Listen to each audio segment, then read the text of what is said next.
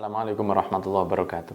Alhamdulillahi ma'ana rabbiya khairu rabba wasitotna al-musyaffa' abduhu al-muntakhab. Allahumma salli wa sallim ala sayyidina Muhammadin salatan taghfiru biha jami'an dhunub wa ala alihi wa sahbihi wa tabi'ina wa man bihadihi muqtada asyhadu an la ilaha illallah wa anna sayyidana Muhammadan abduhu wa rasuluhu sayyidil ajami wal arab la nabiyya ba'dah. Amma ba'd.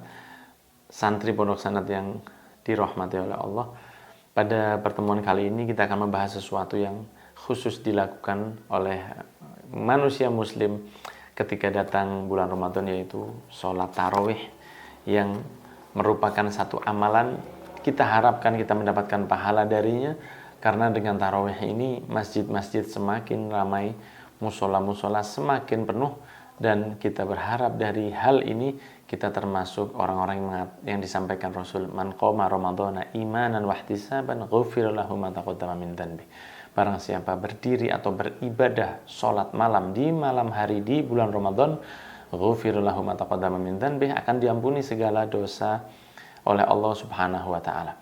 Sering kita mendengar tentang ghufira lahu ma taqaddama min dhanbi, diampuni dosa-dosanya yang telah lalu. Seperti kita pernah bahas dulu bahwa puasa Asyura, ghufira lahu ma taqaddama min dhanbi, dosa-dosanya diampuni. Puasa Arafah, ghufira lahu ma taqaddama min dhanbi, dosa yang lalu diampuni. Apa motivasi dari dosa diampuni? Ketahuilah, satu-satunya hal yang paling kita harapkan di antaranya, selain syafaat Nabi Muhammad SAW kelak di yaumil qiyamah, adalah ampunan dari Allah atas apa yang pernah kita lakukan ketika kita hidup di dunia. Saat itu kita tidak mengharapkan harta, saat itu kita tidak mengharapkan kekayaan kita, tidak mengharapkan dari jabatan kita. Apa yang paling kita tunggu nanti di yaumil qiyamah, ketika kita dihadapkan kepada Allah, dan tidak ada seorang yang pun yang mengantar kita kecuali Nabi Muhammad SAW, dan semoga beliau berkenan mengantar kita.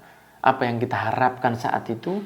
Satu, ikhwan yang dirahmati oleh Allah, maghfirah dari Allah Subhanahu wa taala. Sehingga jangan pernah merasa alergi ketika mendengar ghufir lahu ma taqaddama min dhanbi, diampuni dosa-dosanya yang lalu.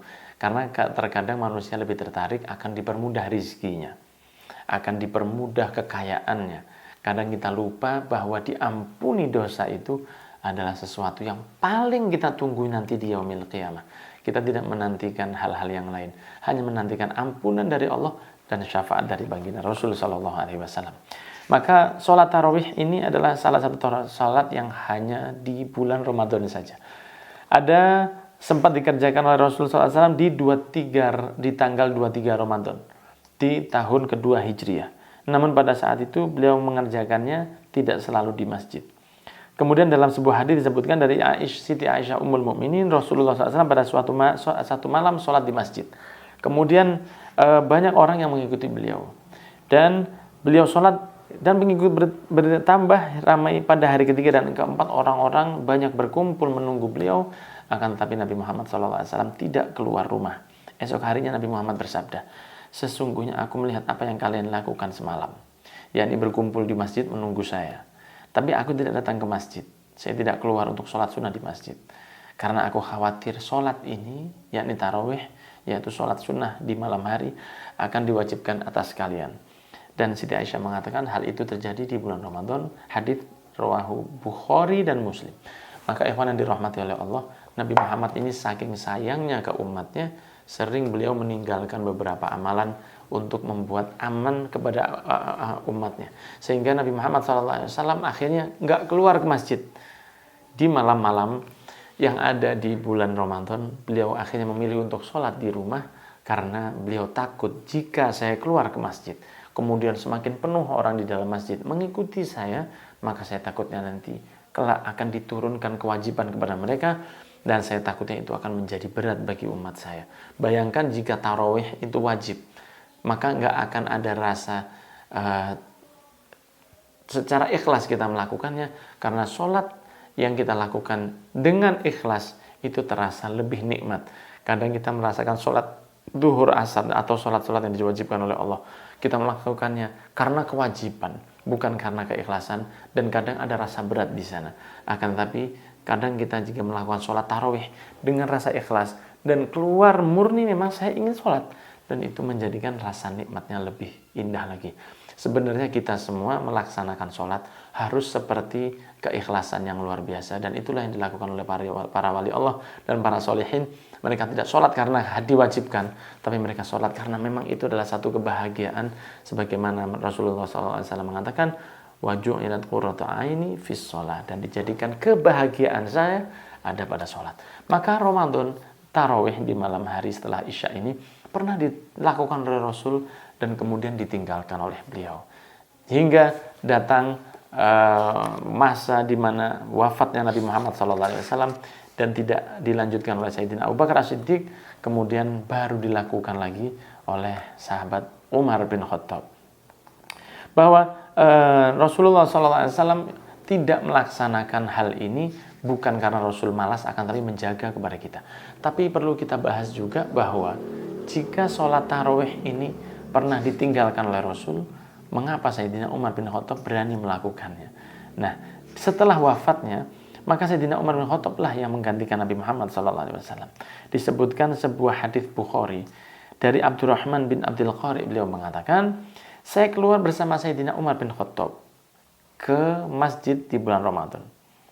Di dalam masjid itu ada orang sholat tarawih berbeda-beda. Mereka sholat sendiri-sendiri karena mereka melihat Rasulullah dulu seperti itu. Dan ada sholatnya berjamaah juga. Lalu Sayyidina Umar mengatakan, saya punya pendapat. Andai kata mereka aku kumpulkan dalam satu jamaah, dalam satu imam, niscaya itu lebih bagus. Ingat ikhwan yang dirahmati oleh Allah, ini tidak dilakukan oleh Nabi Muhammad SAW. Lalu beliau mengumpulkan kepada mereka dengan seorang imam, yaitu sahabat Ubay bin Ka'ab. Dan malam berikutnya kami datang lagi ke masjid, orang-orang sudah melaksanakan sholat tarawih dengan berjamaah di belakang satu imam, dan Sayyidina Umar mengatakan, ni'ma bid'atu hadhi, alangkah indahnya bid'ah yang ini, yaitu bid'ah sholat berjamaah, dan ini diriwayatkan oleh Imam Bukhari. Ikhwan dan akhwat yang dirahmati oleh Allah, ini adalah satu bukti bahwa ada beberapa amalan yang juga tidak dilakukan oleh Rasul, akan tetapi para sahabat melakukannya, dan itu adalah sesuatu yang diizinkan dalam agama. Kita ketahui bahwa sholat tarawih tidak dilakukan Rasulullah secara berjamaah. Bahkan terang-terangan Rasulullah meninggalkan sholat tarawih di dalam masjid. Bukan seperti apa hal yang kita lakukan dalam amaliyah Ahlussunnah wal Jamaah dalam membaca maulid atau membaca tahlil atau mengadakan haul dan ziarah kubur. Ketahuilah, dalam maulid atau dalam tahlil dan dalam amalan-amalan yang semacam itu, kita tidak pernah melihatkannya di hadapan Nabi Muhammad SAW. Akan tetapi tarawih jelas-jelas ditinggal oleh Rasul berjamaah di masjid. Akan tetapi kita lihat bahwa di Masjidil Haram dilakukan tarawih berjamaah. Di Masjidil Nabawi di Madinah dilakukan juga sholat tarawih berjamaah, yang merupakan satu bid'ah yang sangat besar, tapi bid'ah hasanah. Maka tidak semua yang dilakukan oleh Nabi dilarang kita lakukan, sebagaimana yang dicontohkan oleh Sayyidina Umar bin Khattab. Maka kepada semua saudara muslim, berbesar hatilah jika melihat satu perbedaan di dalam agama ini, jika tidak melanggar keaturan-aturan Allah.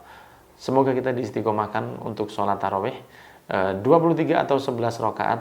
Jika Anda bisa 23 maka itu lebih baik, karena Rasul mengatakan al-ajru ala qadri nasab, pahala itu tergantung dari capeknya. Akan tetapi jika Anda tarawih 23 rakaat, jangan pernah menghina yang 11. Jika Anda 11 rakaat, jangan pernah menghina yang 23, karena perlu kita bahas tentang mereka yang enggak sholat tarawih sama sekali. Dan perlu kita bahas juga bahwa sholat tarawih itu perbuatan yang kita haturkan kepada Allah, dan kita mengharapkan pahala dari Allah Subhanahu wa taala. Dan Nabi Muhammad pernah bersabda, innallaha thayyibun la yaqbalu illa thayyiba. Allah indah dan tidak menerima kecuali yang indah.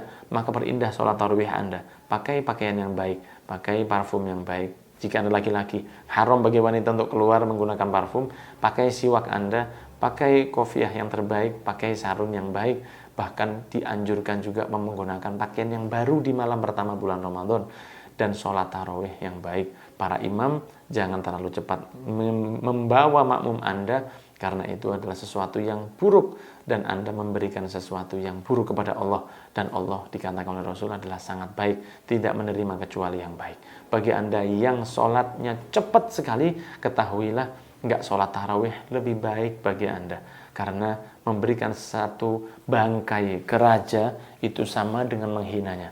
Melakukan sholat yang sangat cepat hingga tidak terjadi rukun-rukunnya secara sempurna, itu sama saja menghina kepada Allah Subhanahu wa Ta'ala. Maka lebih baik tidak tarawih jika Anda sholatnya terlalu cepat. Tidak terlalu panjang, tidak terlalu cepat, dan laksanakan tarawih sesuai kemampuan makmum Anda. Jangan memaksa untuk menghatamkan 1 juz dalam tarawih Anda jika makmum Anda adalah orang-orang yang tua. Berikan janji kepada mereka di awal Ramadan bahwa kami akan membaca surat yang menghatamkan 1 Al-Quran ketika kita sholat tarawih. Jika mereka setuju maka lanjutkan. Jika banyak dari mereka merasa berat maka jangan dipaksa, karena dengan surat-surat pendek dari juz amma semua juga firman Allah Subhanahu wa Ta'ala. Barakallahu fikum. Sukses dengan tarawihnya. Dan terakhir untuk wanita, ketika memang jika Anda harus sholat ke masjid, pakailah mukena Anda dari rumah dan jangan menggunakan pakaian yang terbuka, karena sholat tarawih di masjid itu tidak terlalu dianjurkan bagi wanita, sedangkan membuka aurat itu sifatnya haram dan sering terjadi di sekitar masjid. Wanita datang ke masjid untuk sholat tarawih dengan tidak berhijab atau menggunakan pakaian-pakaian yang sedikit membuka aurat, haram dalam pelaksanaannya untuk menuju ke masjid, maka tinggalkan hal itu. Lebih baik enggak sholat tarawih daripada harus berangkat dengan membuka aurat. Barakallahu fikum. Wassalamualaikum warahmatullahi wabarakatuh.